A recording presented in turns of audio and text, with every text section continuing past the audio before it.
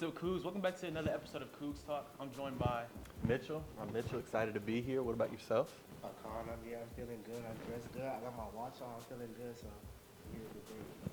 That's awesome, guys. So we have a lot of topics to talk about between the NBA and NFL. We can hop into the NFL real quick. So there's a lot of teams, a lot of surprising play, but the quarterbacks in particular, there's quarterbacks like, of course, Patrick Mahomes at the top of the league, Joe Burrow. But who are some that you think are overrated? Man, that's actually a tough question if I'm going to be honest with you, because I feel like since around the league, the quarterbacks are looked under like such a microscope. So I'd say most of the quarterbacks are rated kind of where they should be. But if I had to say one, I might have to go with Josh Allen. And there's also Justin Herbert there as well. Josh Allen, you never know what you're going to get with him. I feel like there's two things you're going to get with him: either the best quarterback in the league or the worst. He's very inconsistent. He could throw 3 picks a game, or he could throw for 400 yards and 3 touchdowns. You don't know what you're going to get. For me, I chose the second guy on the list. I chose Justin Herbert. They've been trying to put this guy with the top of the quarterbacks for a while, but he's just been very disappointing with the amount of talent he has on his teams. Going 9-8 during the playoffs, losing that game to Jacksonville. He just loses way too many close games. He's 27-28 over his career, and I think 27-29 if you include the playoff game, when they were up 27-0 and they couldn't get a first down in the second half for the life of them. I mean, they did, but they just lose too many close games, and if you're a guy of that caliber, I feel like regardless of coaching, you got to pull out those games. You got to win those games. So. He's not performing well when he's in one-score games too in the fourth quarter. I mean, look at that performance he had against the Chiefs right there. They couldn't even get past the 50-yard line at the end of the game. Come on now. That is pretty bad. Brandon Staley, too. Brandon Staley, I mean, but look at this. No one used that excuse when Deshaun, because Deshaun, he was still performing. He had Bill O'Brien, he was one of the worst one of the worst head coaches in the league. Right. But if you ask people around, they would have thought he was a good head coach. No, but that's just because Deshaun played so well. But you don't see Justin Herbert doing that. Deshaun was able to win with less talent around him. If you look at that receiving core, that running back, that line, what he had was a lot better than Deshaun. And I know we don't like to talk about Deshaun nowadays, but he performed. Justin Herbert hasn't. And even then, with Brandon Staley, you're still getting one score. At that point, that just comes out to your stars to make a play when those games are outside. Right. And another thing to look at, too, with the Chargers, too, their offense coordinator, they have Kellen Moore now. I think everyone overvalues him, I think. When he's with the Cowboys last year, they scored a lot of points, but some of them were empty stats or empty calories, things of that nature. So with that, I don't know. I feel like it was a good hire, but say if they fired Brandon Staley, I mean, do you really trust Kellen Moore to be the coach? No. Yeah, exactly. No, I think this is Brandon Staley's last year, right, if I'm going to be honest with you. I think he, more than anyone, is on the hot seat. Especially, I think he should have been fired after that playoff. Like, what was that? You're up 27-0 and you can't close that out? And the quarterback threw 4 picks. Like, come on now. Like, what is that? And I mean, your defense set it up perfectly, but like, that was more on the Chargers losing the game than the Jags actually winning that game. That's what I saw personally. But yeah, Justin Herbert, I mean, he gets the stats. He's going to get you the touchdowns, the passing yards. But can I see him take that next step? Similar with Josh Allen, like I was saying. Last year, he literally led the league in turnovers with 19. So, and now he's tied for the most interceptions in the league with 8. So. Right, exactly. You have to be able to overcome if you're really one of those guys. That's what Mahomes does all the time. Even Burrow to an extent as well. So. Yeah, and then one quarterback I have, based off of this season alone, he had a great season last year, was in the MVP conversation. I already know I'm going to ruffle some feathers, but Jalen Hurts has been having an up and down year. I think he's really I think it's been a down year. I don't even think it's up and down. It's been a down. It's down for sure. That's why I put him on this list. He's still, I would say, top 5 quarterback, but this year I just don't like how he's, I don't know. Can I talk? Okay. Yeah, my bad. But basically, I mean, we know that he has arguably the best offensive line in the league, and then the defense is great too. But in some situations, though, like for some reason, like you talked about Josh Allen too, just making some boneheaded decisions. Of course, knowing when to run, he's an athletic quarterback and things of that nature. So instead of just taking the long route, I mean, he can take the check down or throw it away or things of that nature, or take the sack or something like that. But I don't know. That is one thing I wanted to talk about with Justin Herbert, too. He tries to force the ball down the field too much. But Jalen Hurts, yeah, I agree. He's not having a great year. I don't know if that's – but here's the one thing about him. Jalen Hurts is still winning football games. That's one thing. Josh Allen, can you really think of, like – I mean, there's been a couple times, but can you think of a time where they were like – they won this game because of Josh Allen?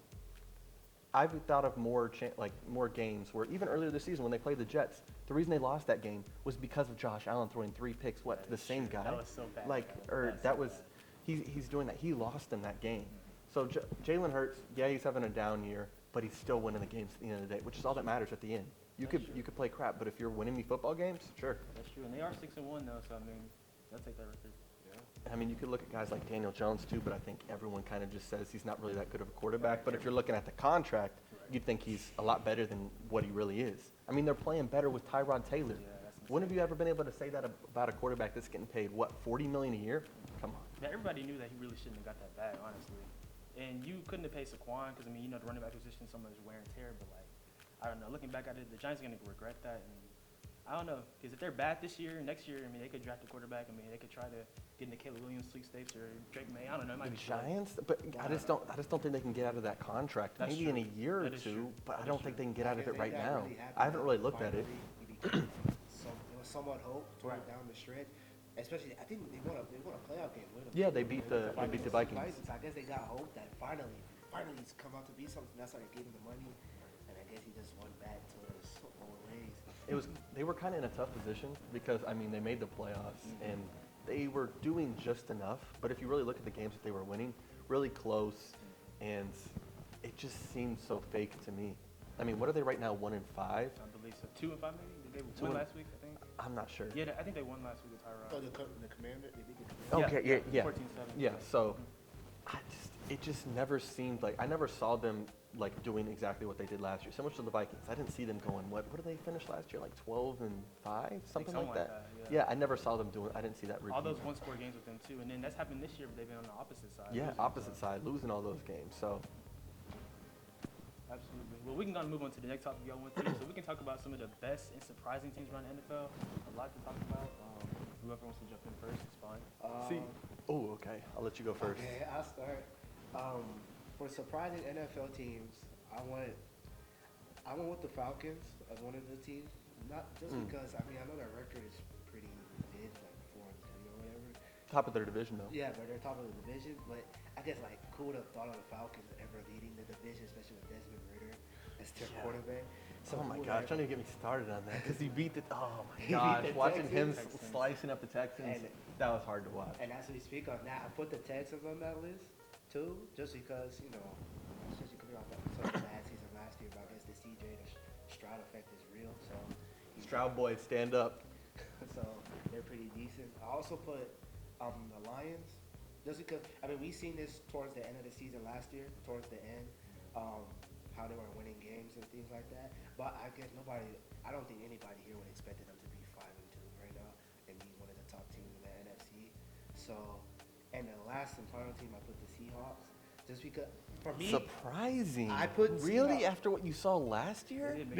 My standpoint was that was Geno Smith. I think first year really being a top quarterback. Yeah. And I thought it was a fluke. To be honest, I thought it was a fluky season. They wrote him off. Yeah, right back. That's fair.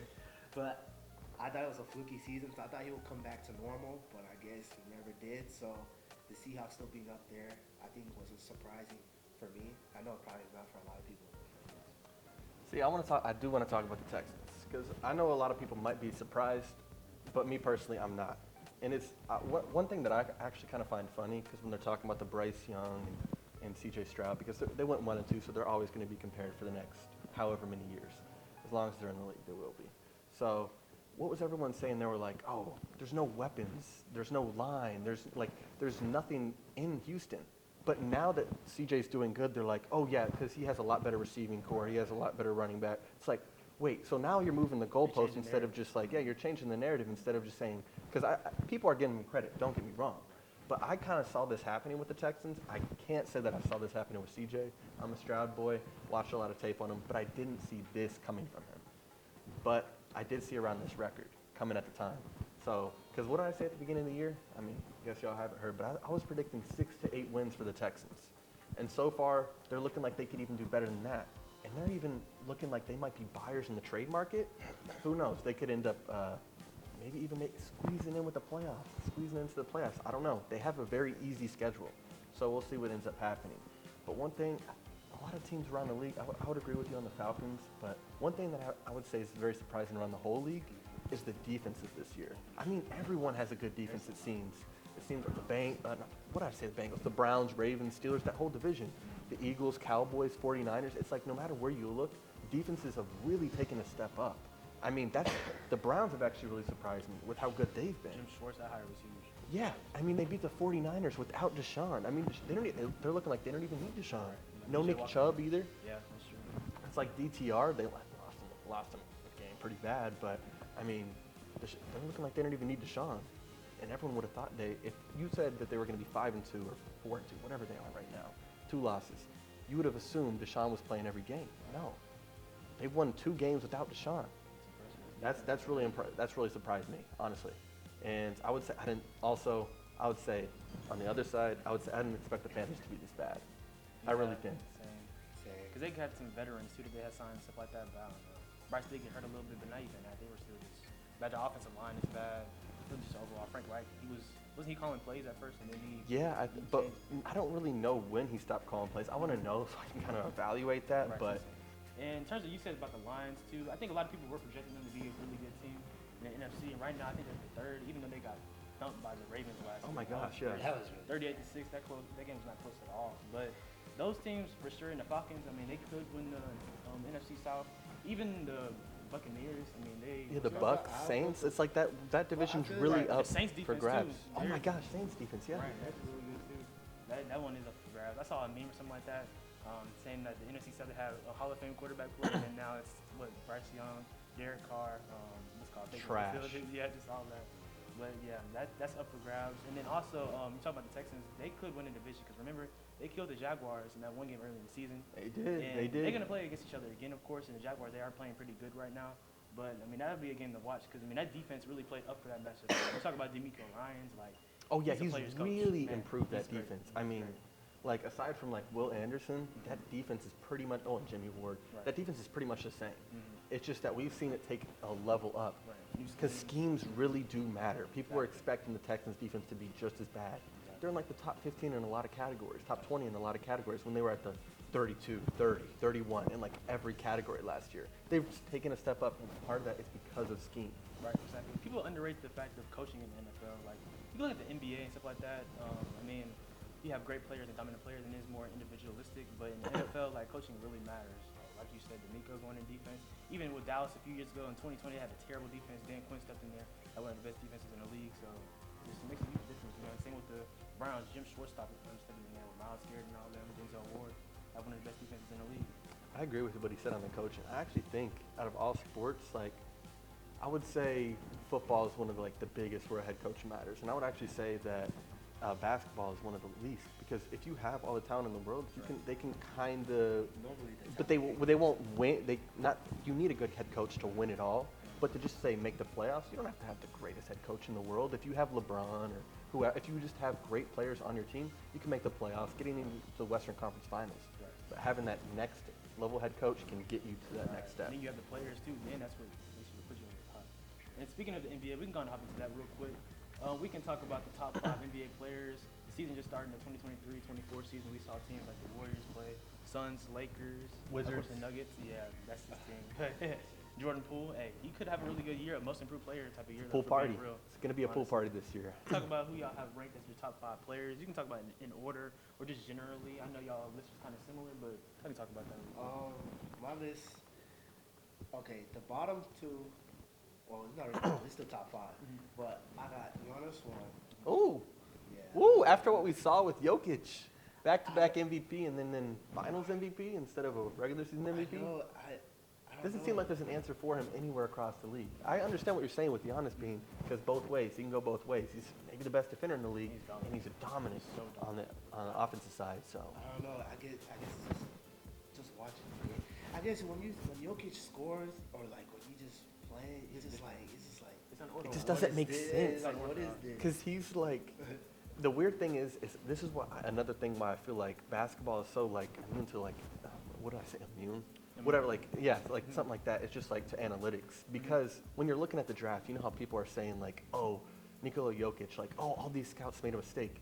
No, He's a very unathletic dude, very unorthodox. You can't predict that he's going to turn out to something like this. Just defy But the with odds. others, yeah, like that's why it's so hard with basketball. You're almost like, it's like, I think this guy's pretty athletic. I don't know. Like you're just throwing darts at like even Draymond Green. Like what is he, 6'7"? People used to look, yeah, and now they're trying to find guys like Draymond Green. They're trying to draft guys like Draymond Green. Back then, you're like 6'7" power forward. They're gonna be in the league long. Yeah. Right. It's true.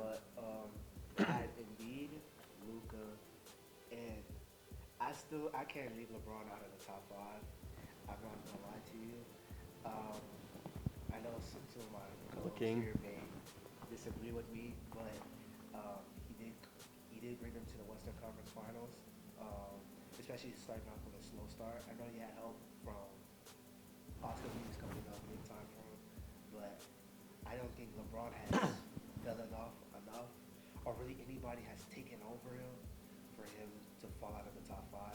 Like Curry, for example. I mean, Curry did play LeBron head to head, and he Yeah, lost. that is true. That is true. I mean, the Lakers, they did have a lot. It felt like they had a lot of help in like the depth, like Rui Hachimura, you know, your favorite The trade guy. deadline.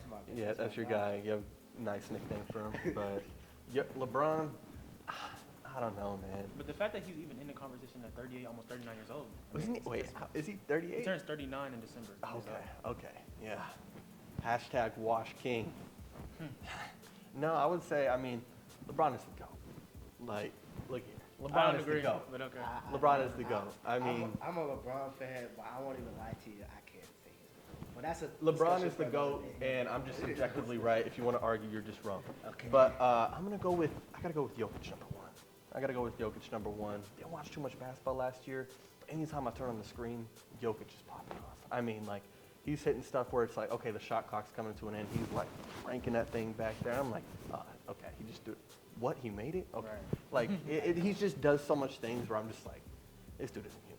This dude is, and he's almost doing it like it's just like a side hustle. Apparently, when he was in Serbia, people said that he wouldn't even talk about basketball. Like that, if you went up to him, he wouldn't even talk about it. Crazy. But anyways, I would go with Giannis, Embiid, the regular season phenom Embiid, Luka, who shows up on both the regular season and postseason, unlike Embiid, and then I'm gonna go with Curry at 5, LeBron. I mean, just the one thing I would say about LeBron is, it feels like he stepped off the gas a bit. It feels like he just like, that's one thing that I had a problem with him in the playoffs is, I was like, just drive. Like we saw him do that against the Suns in the fourth quarter. He was just driving. They can't stop him. He didn't want to do that against yeah, it was just really weird. He didn't want to do that against the Nuggets. I think sometimes he likes to conserve his energy too, but I don't know. I know this year they have him on the bonus restriction. They haven't put a restriction on him. But like I said, I couldn't put Curry on there. I mean, they went head to head, and I mean, the Lakers came out on top, and the teams were no one's team was overpowered. They went head to head, and I will say this though, there might be a guy who could push for a top 10 spot. That's Jordan Poole. Okay. Look at him. Look, I'm serious. Look at him in the MVP conversation. Top 10. Most Top improved, 10. most improved. Top 10. He No. can make a push for the top. I'm so serious. I'm so serious. Top 10 Yes, player? I'm so serious. Over He who? can, huh? Over who? Who knows? We'll see at the end of this year. Jordan Poole can. Because he's the only, like he's really the only person on that team. He could drop like, he could average like 30. I know. I could. And they could Like still I said, be losing like 40 games. Yeah, Okay. Like I said, he probably. I could see an all-star for him this year. Yeah. Eastern Conference. But It's a pool top- party. I'm telling you. But this is bad. It's gonna be a pool party. Can't be saying things like this. Jordan Poole. Watch. All right. Jordan Poole, MVP race. He's not being serious. He's not. MVP race for Jordan Poole. MVP race for Jordan Poole. It's gonna be a pool party in DC. Yapping, man. I pretty much have a similar list to that in the top 5. Of course, with Jokic. I mean, that two-man game with him and Jamal Murray is crazy. But also with Giannis, it's going to be Good interchangeable two-man. with them two. It's going to be interchangeable between them two being the top 2 players. Because now with Damian Lillard on the Bucks, he looked good when they played in the first game. He had 39 points. And Giannis didn't even go crazy. Like Giannis said, like, this is your team. You give him the keys to the franchise, even though we know that Giannis is Yeah, good. it's Giannis' team. But like, think about it. Teams are gonna have to pick their poison really, because you have Giannis going in the paint, then that leaves Dame in the perimeter from the corner, leaving him wide open. I mean, that's warm-up shots. I mean, he's gonna make 9, 10 threes. I mean, last year he had a 71-point game, literally. So, I mean, that's gonna be interesting. But yeah, like you said, Giannis, Jokic, interchangeable. Embiid is up there, like you said, regular season wise. Don't really see too much for them 76ers, of course, with James Harden and all that drama going on. I mean, they have Tyrese Maxey that's going to play good, but I think the Heat are the third best team, honestly. If I was the In the East? Yeah, because, I mean, look at it. They have Tyler Hero coming back. And then the 76ers, I mean, we know that how good they are, but, like, Third, Yeah, like, I would you say like the Heat are gonna finish like with the third best record, or no, they're the I third just best think team? they're the Period. third best team because they coast in the regular season. We all know that. Yeah, honestly. yeah. They coast. And the Sixers are good. Again, with that James Harden cloud over there, that James Harden is It's a just whole bad, different man. It's situation. just bad. Like, If I was there, that he ain't going Hey, nowhere. at least he's not in Houston. At least he's not in Houston. There was talks about it. I'm glad he's not. Because you know he likes those strip Udoka clubs. essentially said. He likes those strip clubs. Udoka essentially said that. And man, Udoka would go, but Man. They can go together. they can go together. But They go Udoka together. basically chose Fred VanVleet over him. I mean, that's what it came down to. I heard something about that when James Harden. The reason that he didn't end up getting signed was I can't remember where I heard it from, but the reason he didn't end up getting signed is that they were really close, like to signing a contract or coming to an agreement. But it was the fact that he thought it was going to be the exact same way from when he Right, left. right. Like he that's thought he exactly was what it going to be. And Udoka, he didn't want that because he wants the young players to develop and stuff like Yep. that. And I'm disappointed because their first game, they got whooped by the Magic by 30. That was Oh my I God. mean, I that's a see bad them time. clips of Jonathan Isaac. He blocked Jalen Green twice, and he stood over him. That's crazy. I didn't get to see that game, but I saw the final scoreboard. And Houston I got don't a know. problem right now. I mean, it's the I mean, beginning it's of first the season. beginning It's of the first season. I season. mean, the Lakers, like, what do they always start off? They always start off like 2-10. Right. They Like, won against the Suns yesterday, but what's called Devin Booker didn't play. and Yeah. I Bradley hope Beal. we don't go 2-10 because that was some rough. that was a rough stretch, and Really sad. I mean, you know, they're going to talk about the Lakers no matter what. They could be 0-20, or they could be 20-0. They're still going to get talked about the same amount. Somewhere like Colorado, unfortunately. Yeah, we don't have no time for them though. But any more last thoughts y'all have? Shout out Jordan Poole and his MVP. I will be leading. I am currently, you know what? I'm going to be the president of the MVP candidacy for Jordan Poole, and I'm the leader of the Stroud Boys. So let's go, CJ. Let's get another dub and get the first winning record for the Texans since when? 2019? 2019, maybe. Well, actually, in 2020 we won our first game, then we lost like everything else. But That's not a winning record though. that's still a winning record, but like a real winning record. So I'm excited. We have a chance. Let's see if we can get it done. MVP you were going? Man, Lakers on top. We can win the championship, and that's it. I don't know how we're gonna do it, but we're gonna win. And Wizards that's- to the playoffs. Yeah, just wait to the playoffs. I said Wizards to the playoffs. That's not gonna happen. With that being gonna see. said, with that being said, appreciate y'all guys watching another episode of CoogsTalk. Thank you, Mitchell. Thank you, Akan. For all of us, go Cougs.